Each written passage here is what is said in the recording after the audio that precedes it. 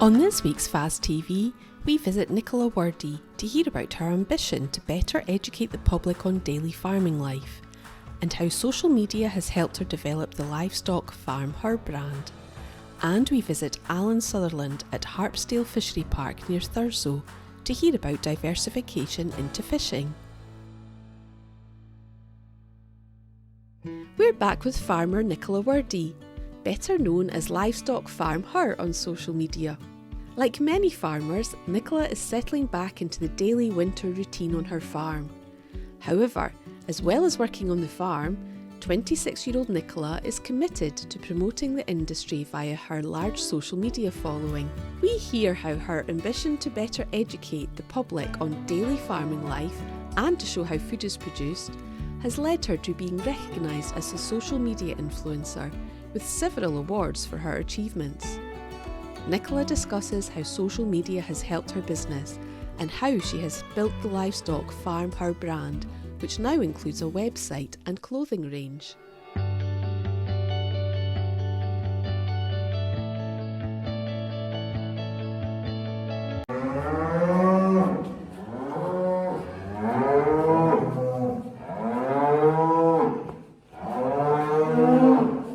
Well, as you can probably hear, we are weaning the spring cows and calves.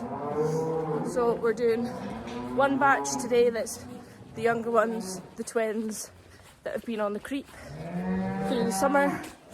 And then tomorrow we're going to be doing the big batch that are currently out the hill. So take them down to the farm. We'll then separate the cows from the calves. They will then pick out any empty cows that are for going, and we'll keep them down because hopefully they'll be going the next few days. And cows in calf that are okay are going back out the hill where they stay until January, and then calves obviously go across into the new shed, the lambing shed. So yeah, lots going on, lots to fit in. Hello, my name is Nicola Wordie, or some of you may know me as Livestock Farm Her on social media. We are in the northeast of Scotland here on our family farm. We are about 1,400 acres. We have 240 suckler cows, split calving, half spring and half autumn.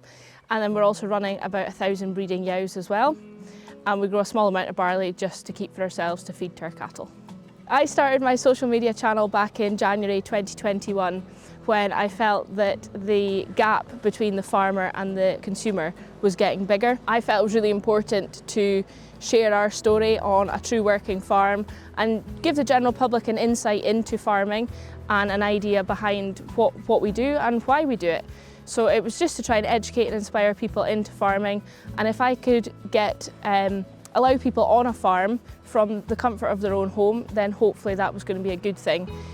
For me, I share it all. I share the good and the bad. I feel it's really important to do that because at the end of the day, that's what's really happening. You know, that's what's really going on a farm. We go through it all, so I do feel like it's important to share both sides of it. So I think for me, I've always had a passion to share our story and try and educate the general public about agriculture and about farming.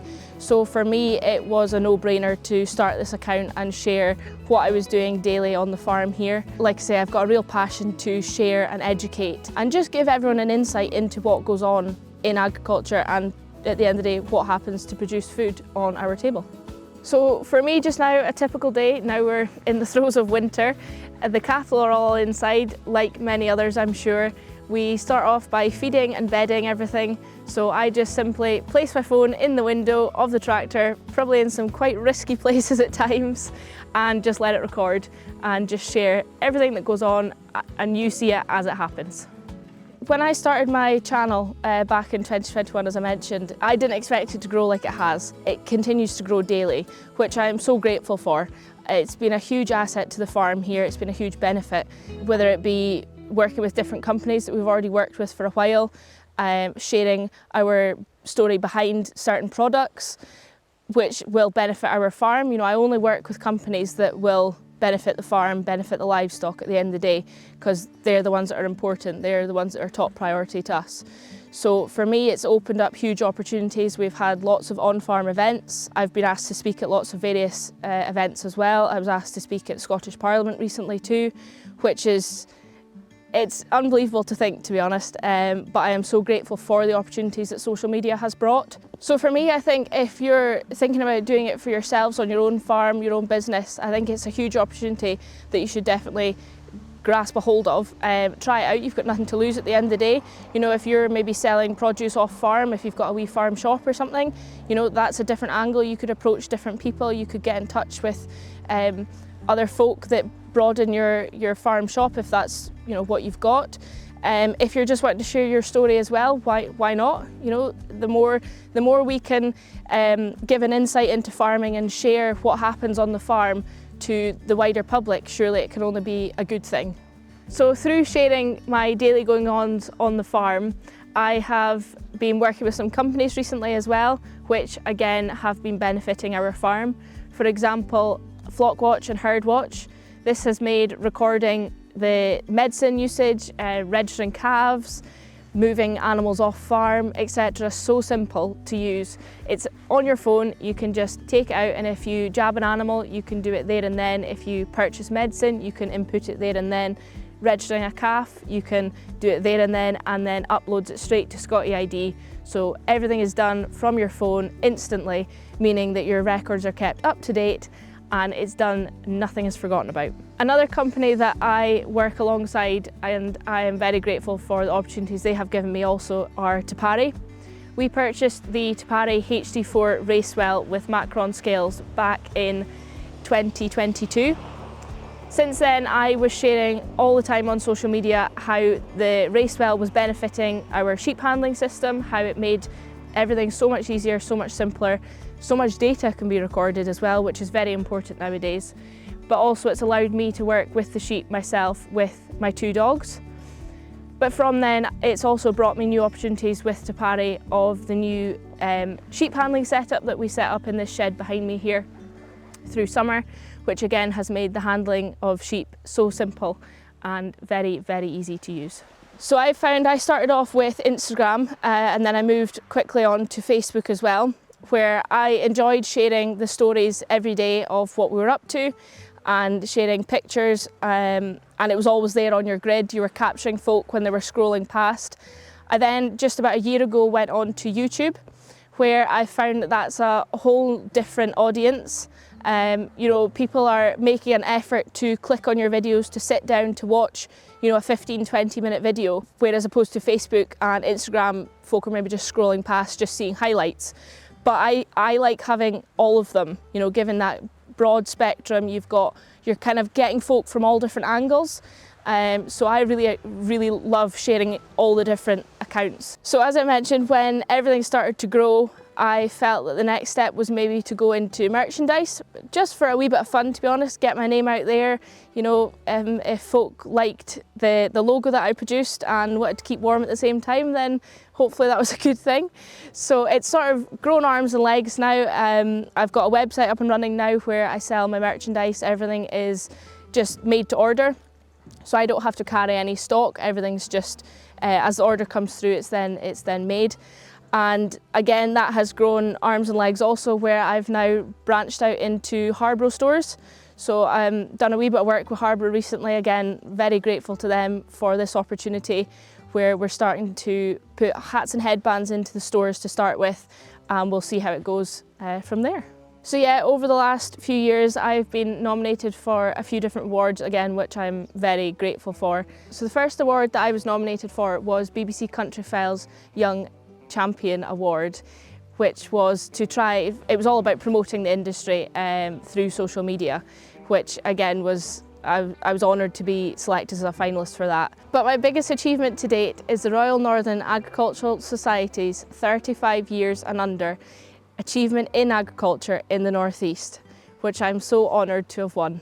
For me, this award was made extra special because I was nominated anonymously, and it just goes to show that what I'm doing is valued by fellow farmers, fellow people in agricultural industry, as well as the general public, which to me means everything. This is what it's all about. It's about sharing the journey, sharing the highs and lows that farmers go through, and also trying to get across the message about how food is produced to the general public, as well as being there as a support network for fellow farmers. So as some of you may know, very suddenly and unexpectedly we lost my mum at the start of this year. She was not only a huge part of this business, but a huge driving force behind everything I do on social media, and she actually helped me design this logo for Livestock Farm Her. So when I heard about this award, it felt so appropriate to dedicate this award to her in memory of my mum, Margot.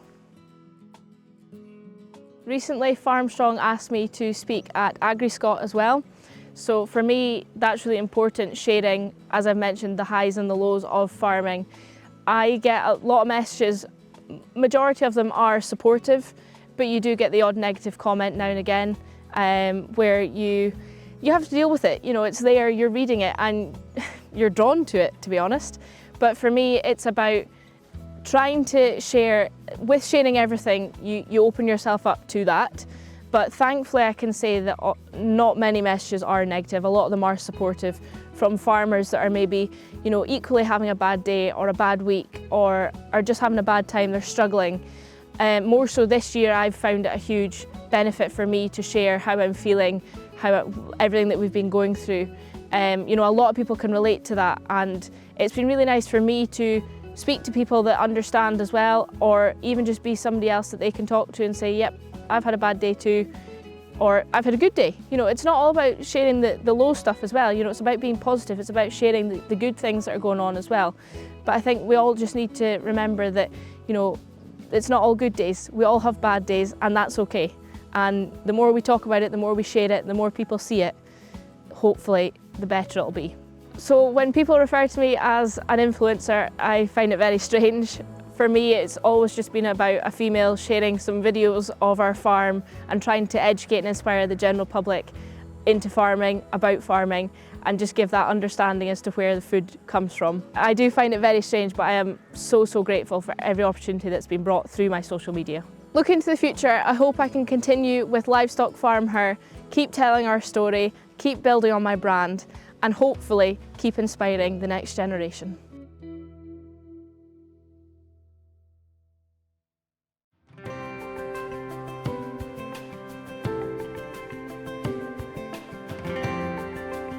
I'm Alan Sutherland, and we're at Barnaheck Harpsdale Fishery Park, just outside Halkirk, about 7 miles from Thurso. We're a 150 acre, we rent about 30 acre as well. Mixed beef and sheep, up to about 25 cows now, and just about 70 ewes. Variate breeds, we've got Cheviets, Blackies and some Beltics as well. So. Well, the fishery opened maybe nearly 30 years ago, my father's time. Dug it, this bottom corner, and as I say, over the years it's just extended on it gradually. It was closed then for a few years, and myself and my wife opened it up then again on 2020. Took a bit of work again to get it back up to scratch, you know, having been closed for about 3-4 years. Yeah, it's just a balance trying to work it in with working full time as well. It's mainly rainbow trout. We get our fish from Huntly, so logistics is a bit of a nightmare really for getting fish home, and so we're kind of really at mercy of what they've got at time for stocking. Sometimes get blue rainbows, tiger trout, and as I say, rainbows as well, and brown. But predominantly it's rainbow trout. We'll stock it from, your average sort of stockies are about £2, and we'll stock up to like £10. We find it quite difficult to get heavier fish up, especially in the summer, you know, just for transport of them. You know, you can end up losing a few like on a journey, so we try to sort of stay below the £10 mark, you know. No, there's a lot of maintenance. Come sort of July, August, this time of year is just here around. We're in the process of weeding, and we'll cart all that away now, but yeah, it takes a bit of work on the weeding side of things. Yeah, the reason we did it was, as I say, a combination of things. It was a wetter bit area down this far end. When we were kids, we still do have a caravan down in Dornoch, and there's lock-ins there, and it just sort of grew from that really. And we're relatively close to Thurso River as well, Yeah, and there seemed to be a bit of interest in it, you know, when we spoke to people, and predominantly locals actually what support it more so than tourists. Like, but you do get a few tourists from the river side of things. Like, it's a wee bit of juggling act, you know, to organise your time around these sort of three things really. When we initially opened it up, my wife was only working part-time, and she's since gone back full-time, and it was slightly easier, you know, because you've got people coming arriving for permits and such like. So we've kind of really had to sort of change how we do it. Really, it's pretty much an honesty system. People just either pay by PayPal or Honest Box, but pre-booking is kind of essential, really. So, you know, so we know who's here, and because it was impossible to manage it, you know, with us both working, you know. The croft and livestock side of things, well, we were just sheep numbers really, because it purely for ease for wintering cattle. I just found it easier than around fields at night, you know, trying to check sheep and such like. So we dropped our sheep numbers back, and we put more cattle on, try to balance it there. We just, you know, as I say, it's a full-time day, so we work a half day on a Friday now, which is a great thing, you know. So you just get a bit more time to try and catch up with things, like, you know, so at home. Biggest challenge I would say would be stocking it, the fish, you know. They've a massive hike in price, you know, and as I say, closest we can get them from is Huntly, you know. So there's a fair cost there, and we'll be stocking 4 to 5 times a year, you know. So there is that's one of the biggest challenges, and just maintaining it, you know. Thankfully my daughter and that helps a lot too, cutting the grass and things like that, but just trying to keep on top of it. There's very little in the way of funding, you know, for this. It was kind of, we just had to do it off our own back really. I know, like local wind farms and such like, a lot of them there's no for any for self-profit, like. So I mean, although we've got wind farms around us there, it's not really for businesses. It tends to go to clubs and things like that. So the only thing I would possibly change is when we initially did it, as I say, it was pretty time consuming, where people was coming to the house and getting their permits. We have a far better system now, where it's not so much hands-on, like, you know. I think one of the things you'd be looking into is what like a catchment area you've got, you know, how big an interest in that area is for something like this. As I touched on before, it's predominantly locals we have that come fishing, so yeah, I think you'd have to do a wee bit of research on that, and then just obviously work out your costs on digging something like this, you know. It's a lot of man-hours with machinery, like. So one thing we are looking to expand is accommodation, which we're in the process of doing right now. Just a cabin. A few people that have come from the south, and that seems to be something that they're actually looking for, is accommodation on a place. So yeah, that's what we're aiming to have set up for next year. Expanded fishery, yeah, I'd like to maybe extend bits, just maybe alter bits, but it's just a slow process. I think first and foremost this year will be a look at accommodation and see if we can do something along that road. There's no other fisheries close to us really. I mean, the closest fishery we would have is, or nearest to us, is Dornoch Lochans.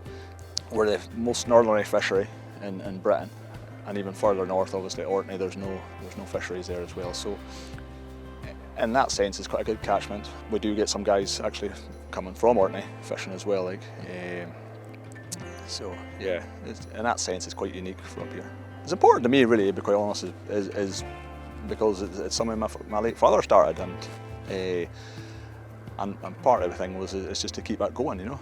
I mean, he had a great idea, really, to something completely different, you know. And it forces you to keep it as tidy and everything else, you know. And it's just nice to have, as well as an additional income. You know? It's important to the community. I dare say the social side of it. As I say, we have our competitions for each seasons, and that tends to be a fair social event as well. But you know, it's a good meeting place for people too. You know, a lot of friends come fishing. You know, there could be 4 or 5 of them. You know, in groups, as opposed to just single fishermen. You know, so it is. It's a social thing as well. In the winter, where all the locks are closed, this is the only place you can fish. Everything else is shut. You know, the rivers are closed and the locks are closed. So you can. This is 365 days a year. You know, so that's one good thing with it. You know.